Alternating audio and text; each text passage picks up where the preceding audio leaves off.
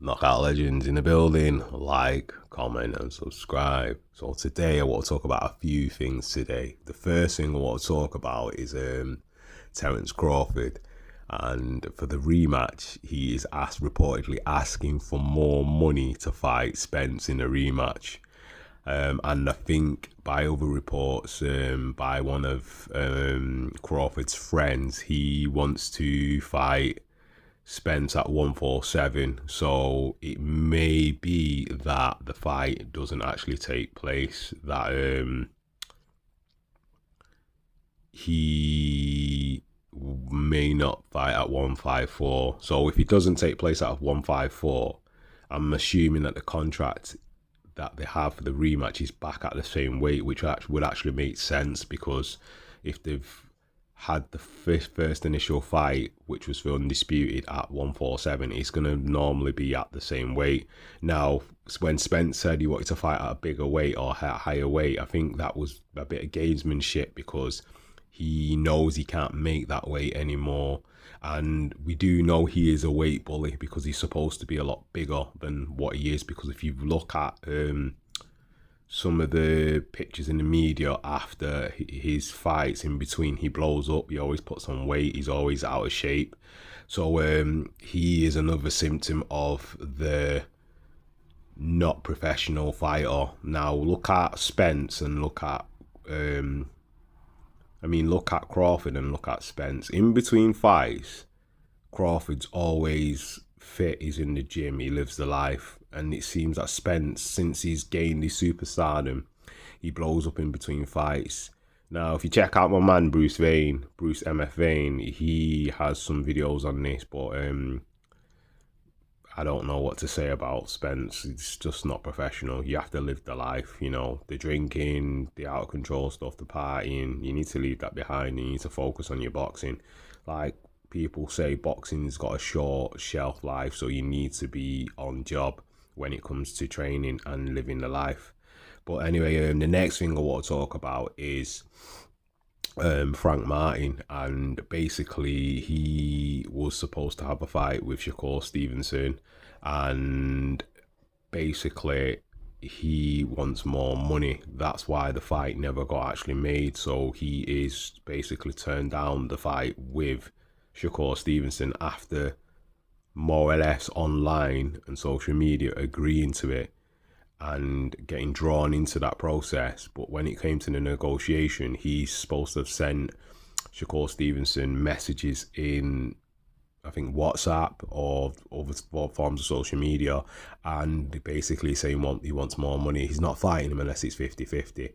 But what Shakur says is kind of true. But to be fair, I'm going to say something and pivot on this point about Shakur Stevenson, because Shakur Stevenson's a bit of a hypocrite. Because when Devin Haney offered him the fight for the belts, all the belts undisputed, he wanted more money. But the same thing, Devin Haney offered him 25%, he didn't want to take it. Now in comparison, we've seen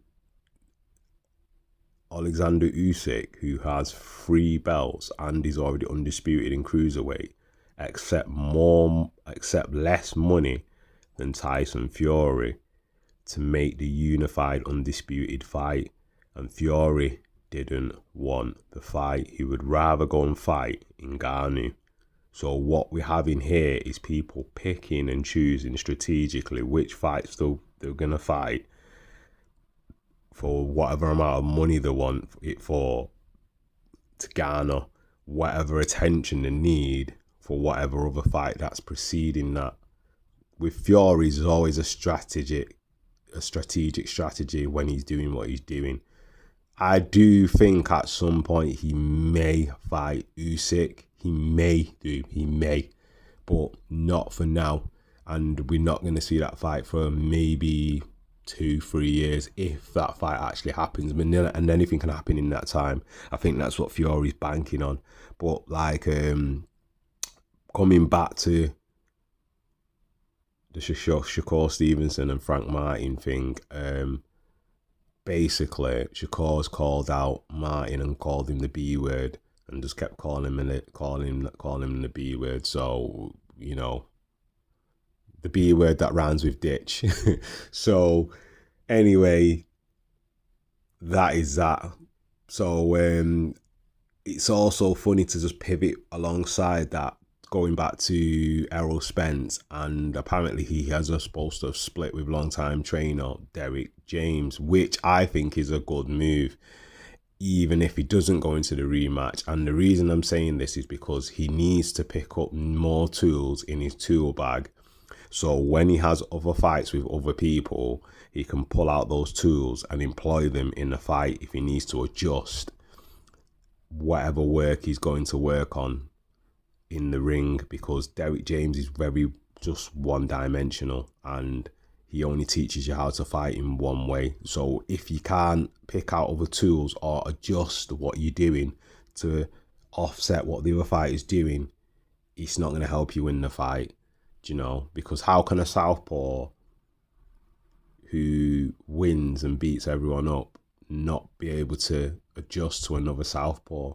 You can't even switch and go right-handed to even like counter any of the effects, or even throw straight rights, or use the right hook, you know, to even countermand him. You just try and weight bully him and just go to the body. And now, first round you may have had success, but after that, once you got dropped in, I think it was the end of the second round, the fight changed completely. So you need to have different tools in your toolbox, which is what Terence has. Because remember, Terence is originally an orthodox fighter that became a southpaw, that fights as a southpaw because that's his strongest hand and his strongest attribute.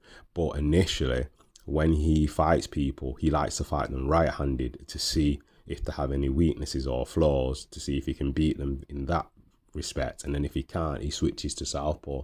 Then that confuses the opponent, or he figures out whatever the weaknesses they have, and then he just beats them. But he didn't even do that with with Spence. He just blatantly stayed in southpaw. So he already had his number from day one. He just out southpawed the southpaw, and he outmanned the weight bully, the apparently bigger guy, and beat him up.